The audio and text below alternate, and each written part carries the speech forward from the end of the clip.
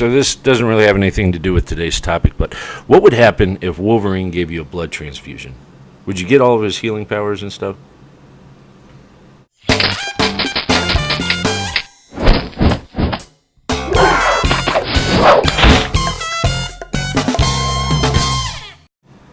Well, welcome back to the Comconocave. I am your host, the Comconoclass, and today we're going to be discussing science.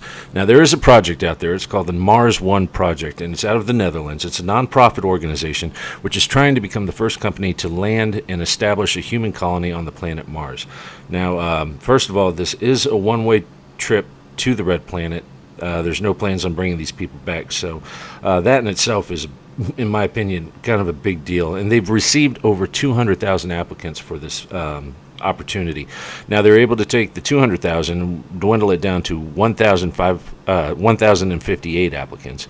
But after going through, they've eliminated a little over 300 for personal or medical reasons, and they're down to the last 705 applicants, and they're hoping to weed these down to at least 40 applicants. And what they're going to be doing after they go through the interview process is they're going to establish an area here on the planet that's going to imitate what it's going to be like on the planet Mars, and they're going to have to go through rigorous training and just see how they're going to be able to cope. I mean, they have to know what kind of skill sets they have, if they're going to be able to adapt to any problems that come up. Certain situations you don't think about. I mean, even if these people are, only children, they don't have to worry about leaving anybody. You can't go down to like the local 7-Eleven and get a pack of smokes or a 6-pack of beer, pop, or even coffee. They're not going to have any caffeine on this planet. So, I mean, it's not just the physical, but it's also the psychological that's going to be involved with these interviews. What they're wanting to do is launch by 2024 4 people, 2 men, 2 women, onto the planet, or over to the planet, and they're hoping to land there by 2025. Now, before they do launch the people over there, they're going to be sending up multiple rockets, and they're going to be establishing living quarters, land rovers, communication satellites, as well as an abundant food supply. And they're going to be launching them roughly about 6 years before, I guess, everybody's going to be arriving. Now, they have a timeline listed on Wikipedia as far as what Mars One is wanting to do, but it's already fallen behind a couple years. So I'll read off by adding a couple years to what their timeline is proposing. Okay, in 2015, the first 40 astronauts will have been selected, and a replica of the settlement will be built here for training purposes. Now, in 2016, the first communication satellites are going to have been produced, and they're going to be launching those up there. 2018, a supply mission would launch about 2,500 kilograms of food and a modified spacecraft, or a SpaceX craft. Its designation is the Dragon.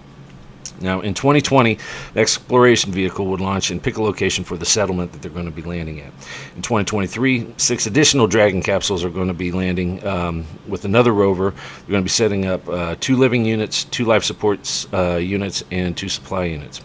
In 2024, a SpaceX craft called the Falcon Heavy is going to launch the first group of 4 to Mars, and in 2025 they're going to be landing. Now, every 2 years after that, they're going to be sending another group of 4, and hopefully by, 2035 they should have at least 20 settlers. That's what they're hoping to accomplish.